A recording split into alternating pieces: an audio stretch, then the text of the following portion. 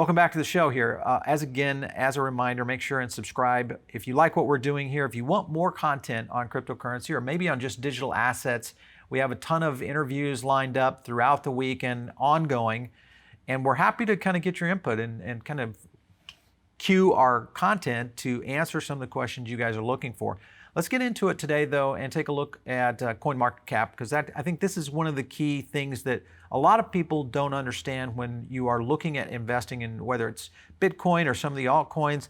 Key thing is really understanding the long-term effect of where the investments are going, and I think that was the play out if you look at it this weekend. Let's take a quick look over here. Current, of course, trading at a $1.5 trillion market cap. That's for the entire market, of course. 207,000 on the 207 billion on the 24-hour volume, and of course the Bitcoin dominance holding in at 44%, which is down quite a bit. Let me zoom in on that a little bit here, and you'll kind of see where I'm talking about that. 44% right now. Ethereum holding at 18.2%. This also dropped quite a bit over the weekend as Bitcoin took a pretty good drop over the weekend, and I think presented itself with a lot of opportunities. When you look at where Bitcoin was going, let's just look quickly at their chart.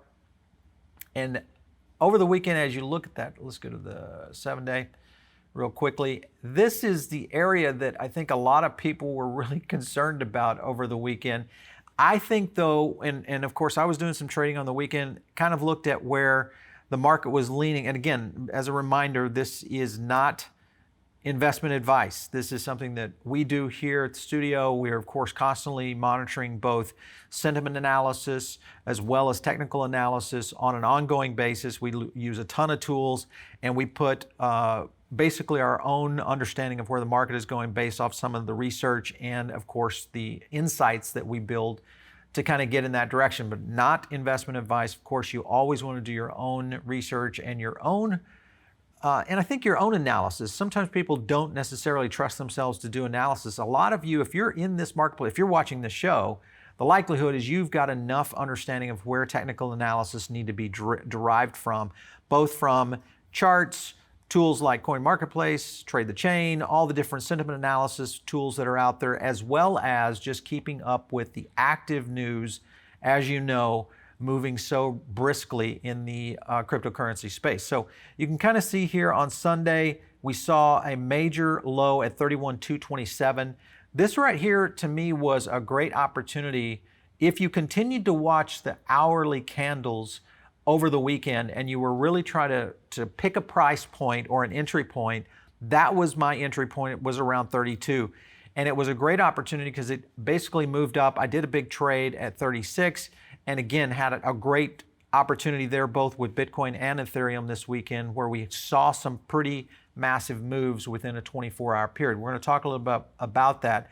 But the key here is, as we are looking at our current price as a recording here at 37.7, it has hit over the 38. We have not seen the $39,000 mark yet. Obviously, we are maybe a couple of days away from hitting 40. And the good thing is that the bleeding may have stopped, but wait before you jump too far into this.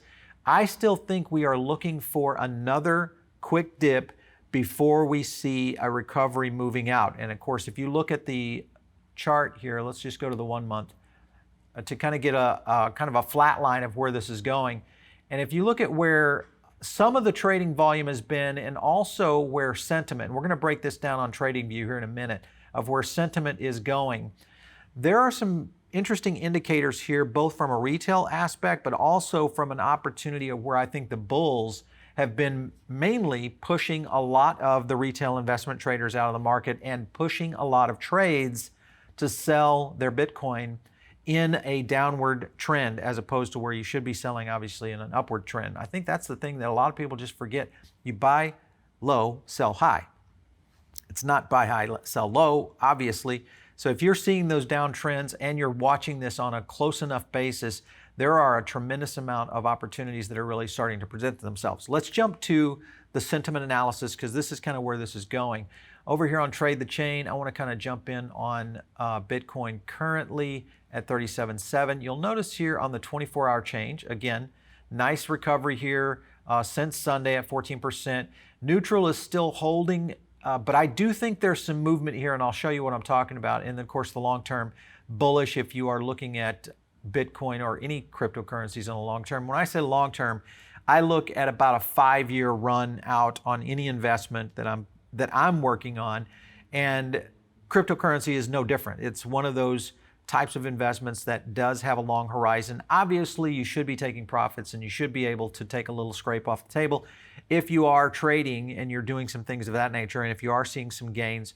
Hopefully that was one of the things that you guys took in the 60 to 50 range before you were in the buying scenario. That's the other scenario that I think we are going to be dealing with in the next few weeks, is when to enter the market, either again to try to nibble in and get your dollar cost averages down if you were over the 40K or over the 50K acquisition, or is it an opportunity to really kind of wait for that next dip? You could also miss it and end up having to do a market entry a little bit higher. So let's take a look here at where Trade the Chain is holding sentiment. This is the one-day sentiment, which I think is interesting because this is exactly what shows what I was talking about, which was where we saw the low coming in on Sunday, where sentiment was still flowing, and all of a sudden, remember, a lot of this sentiment trails price.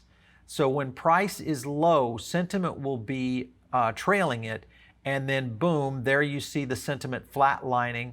And then as price starts to accelerate again, sentiment starts to lift again. And these are scenarios. It's difficult to use Trade the Chain as a predictor, but it is a good tool to understand if you're really way out here on the edge and you start to see little bumps, either down or up. There are some opportunities for a predictive analysis here when it comes to sentiment. So you've got to be able to kind of use this as more as a market index, so to speak, as opposed to a predictor when you look at sentiment analysis or any kind of TA that is going to kind of take you to the next level in terms of predictive analysis. I think still if you're looking at trades on an ongoing basis where you need to get real-time as much as real-time data, you've got to go to the candles.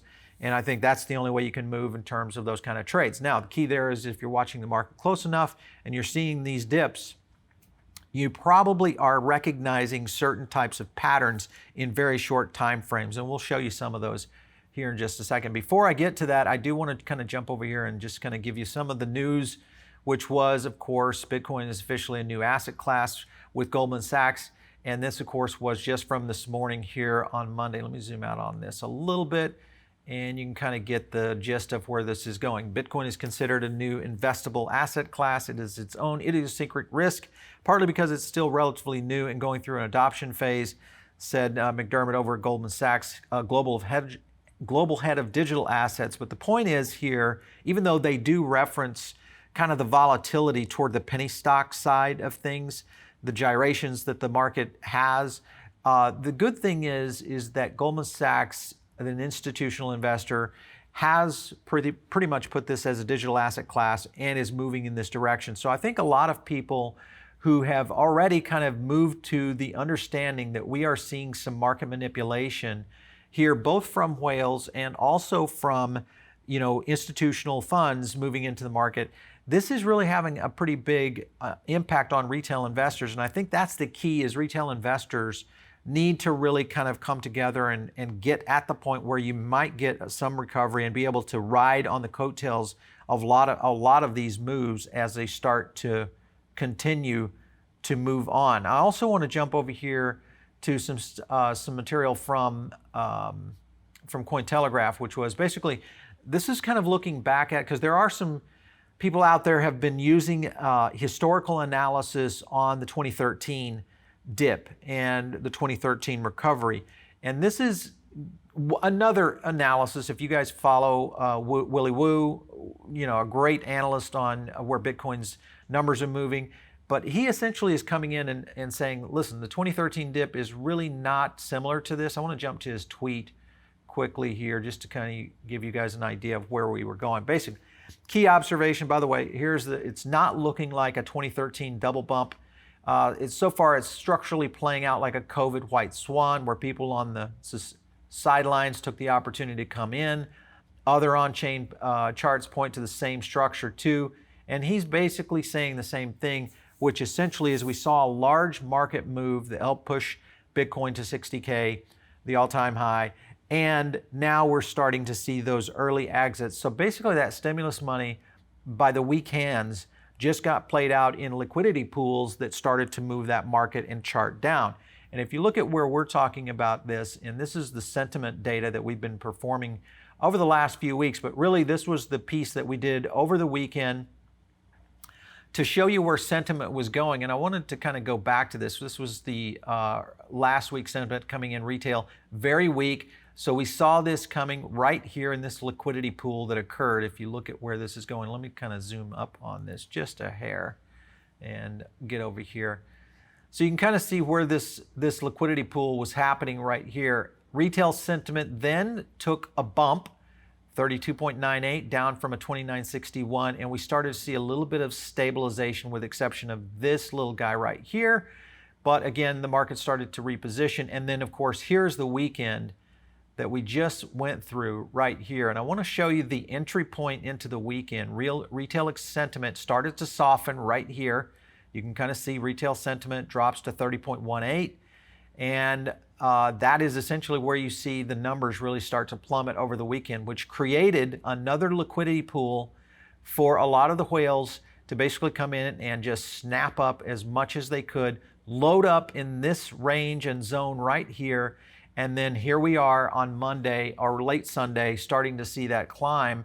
And here is retail sentiment again, coming in at 36.85. So you can kind of see how quickly retail sentiment moves in and out of the marketplace and where people are rolling against it. So what this simply means is that we're looking at an opportunity here. Now, one thing as a warning for anyone who's really looking at this market, and again, as a reminder, I want you guys to understand this is still not investment advice. I want to zoom in on this just a hair and go up on my retail right there. And I just wanted to kind of get to the chart real quickly here, a little bit slider, because we're starting to see a little bit of sideways action here. But the point being is that with retail sentiment taking a big jump into what I think was the recovery for an early term in the week. Now, will we see another dip?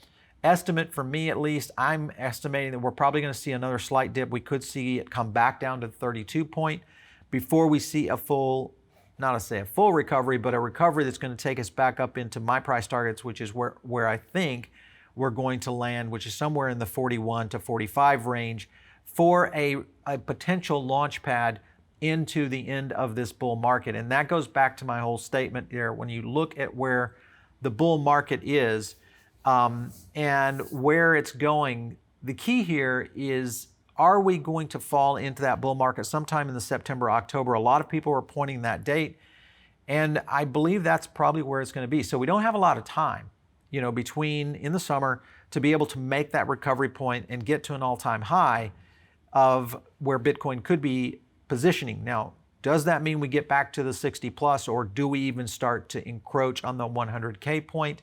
This bull run, that's going to be the big question mark. Obviously, we got to get through these simple major steps right now. If you're a long-term holder, none of this really applies to you because you're looking at long-term and you're waiting for that all-time high before you see the bear market. And maybe in some cases on the bear market side, you're taking a little bit off the table and you're looking for kind of that hibernation period as we start to see the recovery moving down. So as we continue to track where sentiment is moving, and I still believe sentiment is one of the key factors here because one, the retail investors are basically the feeding trough for the structured investment and the whales for the aspect of liquidity pools. And I know that sounds harsh, but the fact is if you are not a retail investor that's willing to hold long and be able to diamond hand it out, the likelihood is you're probably getting liquidated and you're falling into the trap of selling Bitcoin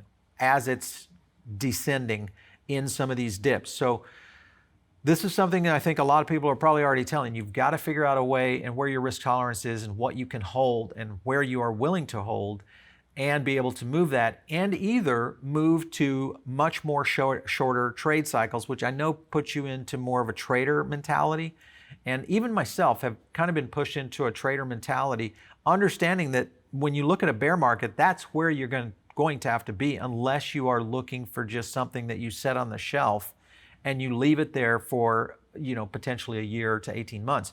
Some people do that with stocks all the time, mutual funds, those kind of things, and that's kind of investing. There's nothing wrong with it. Of course, it's a great strategy if you are long-term, but for a lot of people who are looking for action and really trying to make themselves, either one, be able to double, triple, and or quadruple your investment holdings, those are the kind of typical trades that you have to do. But it is a risk tolerance that you have to have an appetite for. It's a tough one, and it's one that is very, very risky in terms of success rates. So that's another thing to keep in mind as you guys continue to watch this week. I think we're in for a little bit more of a rise. We may see 40 before the end of the week, even though there are some pundits out there that are saying that we may be 2 weeks of what we're looking at right now, which is the 38 back down to 32 kind of cycle.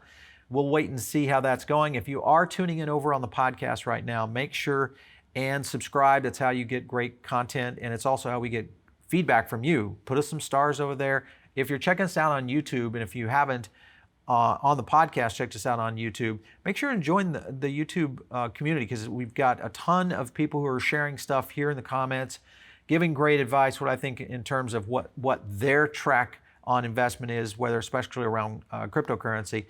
But I think there's also a scenario where you guys can kind of get a better understanding of where these charts are going. So the visual side of this is really beneficial. So make sure and subscribe right here on YouTube. Share this video and make sure and hit the notifications so you get more content notified to you as we start to release more and more every week. And again, thanks for the big bump in subscribers. It's great to have all you guys on the channel now. Share this video out there. We'd love to have more people out there. Hopefully we're helping you and giving you some insights to where the forefront of technology is moving. And of course, part of that is digital assets. Make sure and stay tuned. By the way, if you want to hit me up on Twitter, it's @PaulBaron. We'll catch you next time right here on TechPath.